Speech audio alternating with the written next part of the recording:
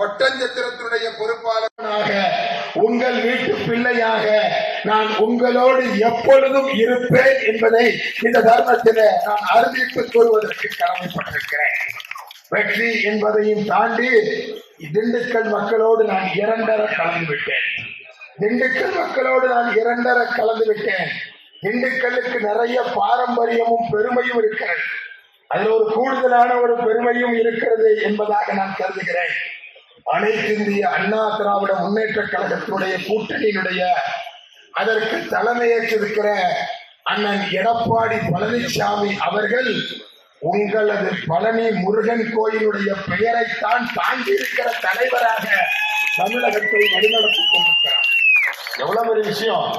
உங்கள் என்று சொல்லக்கூடாது, என் என்று சொல்ல வேண்டும். என்னுடைய தொகுதியை சார்ந்த பெயரைத்தான் தாங்கி இருக்கிறார் என்று சொன்னால் நீங்களாம் ரொம்ப சந்தோஷப்படணும், பெருமைப்படணும். உங்களோட சேர்ந்து நானும் காலரை தூக்கி விட்டுக் கொண்டு பெருமைப்படுகிறேன். நான் திண்டுக்கல் பாராளுமன்ற தொகுதியில வேட்பாளராக போட்டியிடுவதை கண்ணியமாக, பெருமையாக, மரியாதையாக, கௌரவமாக கருதுகிற ஒருவனாக நான் இருக்கிறேன். எனவே வெற்றி என்பதை தவிர அடைந்தால் மகாதேவி, இல்லை என்றால் மரணதேவி என்கின்ற வரிகளுக்கு இணங்க வெற்றி அல்லது வீரமரணம் என்று சொல்வார்களே, அந்த வெற்றியை ஈட்டு தருகிற பொறுப்பை வந்திருக்கிற ஒவ்வொருவரிடத்திலும் ஒப்படைப்பதற்கு நான் கடமைப்பட்டிருக்கிறேன். அதான் தேவை. ஏன் என்ற கேள்வி இங்கு கேட்காமல் வார்த்தை இல்லை என்ற வரியே இன்னைக்கு ஏன்னு கூட கேட்க முடியாத நிலை இருக்கிறது. என்றால் சிறைவாசம், ஏன் என்றால் வனவாசம் என்று சொல்வதை போல ஒவ்வொன்றுக்கும் பொய் வழக்கு. இங்கே சில அமைச்சர்கள் கோடிகளை கொட்டி குவிப்பதற்காக வேண்டி இன்றைக்கு அப்பாவிகள் எல்லாம் சிறையில் அடைக்கிறதை பார்க்கிறோம். எதிர்கட்சிகளை நடத்த விடாமல் முடக்குவதாக சொல்லி காட்டுகிறார்கள். எல்லாவற்றுக்கும் முடிவுரை எழுதுவதற்கான ஒரு காலம் இருக்கிறது. முடிவுரை எழுதுகிற அந்த நாள் தான் ஏப்ரல் மாதம் 19ஆம் தேதி. அண்ணன் எடப்பாடியார் அவர்கள் அழகாக சொல்லி இருக்கிறார்கள். ஓங்கி அடி, ஒற்றை விரலால் ஓங்கி அடிப்போம் என்று சொல்லி இருக்கிறார்கள். அது என்ன ஒற்றை விரலால் ஓங்கி அடிப்போம்? கூட கொடுமைப்படுத்துகிறார்கள்.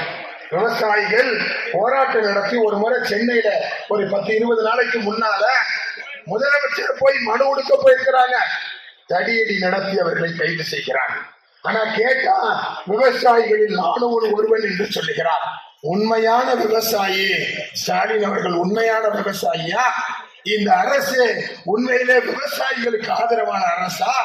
இது ஏழை தொழிலாளிகளுக்கு ஆதரவான அரசா? உண்மையிலேயே அடிப்படை தொண்டர்களுக்கு ஆதரவான அரசா என்று கேட்டால் இல்லை. எனவே நாம் இதையெல்லாம் மக்களிடத்தில் எடுத்து சொல்ல வேண்டிய அவசியம் நமக்கு இருக்கிறது. அதற்காக வேண்டித்தான் இந்த ஊழியர் கூட்டத்தை போட்டு என்ன சொல்ல வேண்டும், என்ன செய்ய வேண்டும் என்பதை தலைவர் மக்கள் நமக்கு சொல்லி தந்திருக்கிறார். எனவே ஒட்டஞ்சத்திரம் தொகுதி என்பது வீழ்த்த முடியாத ஒன்று அல்ல.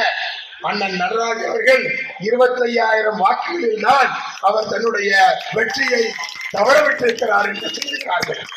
போன தடவை 25,000 வாக்கு வித்தியாசத்துல அவர் தோற்றுவிட்டார். ஆனால் 2026 சட்டமன்ற தேர்தலில் அவர் அதை விட அதிகமான வாக்குகள் வித்தியாசத்தில் வெற்றி பெற செய்வதற்கு நாம் உழைக்க வேண்டிய அவசியம் இருக்கிறது. எனவேதான் நான் சொல்லி காட்டுகிறேன், ஒட்டஞ்சத்திரம் தொகுதி என்பது நமக்கு பாரம்பரியம் உள்ள தொகுதி.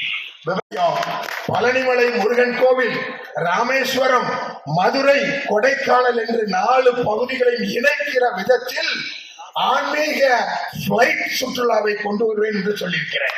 அப்படி செய்தா என்ன நடக்கும்? 4 பக்கம் 4 பேரும் போக முடியும். சுற்றுலா டெவலப் ஆகும். ஆன்மீக தளத்திற்கு ஆன்மீக சுற்றுலா டெவலப் ஆகும். நம்முடைய பொருளாதாரம் உயரும். இந்த வருஷம் ஏப்ரல் மாதம் 19ஆம் தேதி நாம் இடுகிற வாக்கின் மூலமாக ஜூன் மாதம் 4ஆம் தேதி நான் வெற்றி பெற்றால் இந்த திட்டங்களை எல்லாம் நடைமுறைப்படுத்துவேன் என்று சொல்லுகிறேன் அல்லவா? திண்டுக்கல் பாராளுமன்ற தொகுதியுடைய ஒவ்வொருவருடைய வருமானமும் உயர வேண்டும். இன்னைக்கு நீங்க 20,000 ரூபாய் சம்பாதிக்கிறீங்கன்னா அடுத்த வருஷம் அது 30,000 ரூபாயா மாறணும். ஏன்னா இந்த அரசாங்கத்துல வாழ முடியல.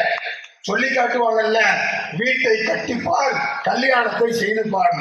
நான் கூடுதலா ஒரு கூட்டத்தில் பாதகம் செய்பவரை கண்டால் நாம் பயங்கொள்ளலாகாது பாப்பா. மோதி மிதித்து விடு பாப்பா, அவர் முகத்தில் உமிழ்ந்து விடு பாப்பா. அண்மை செய்திகளை உடனுக்குடன் தெரிந்து கொள்ள இணைந்திருங்கள் இயம்நாடு தொலைக்காட்சியுடன்.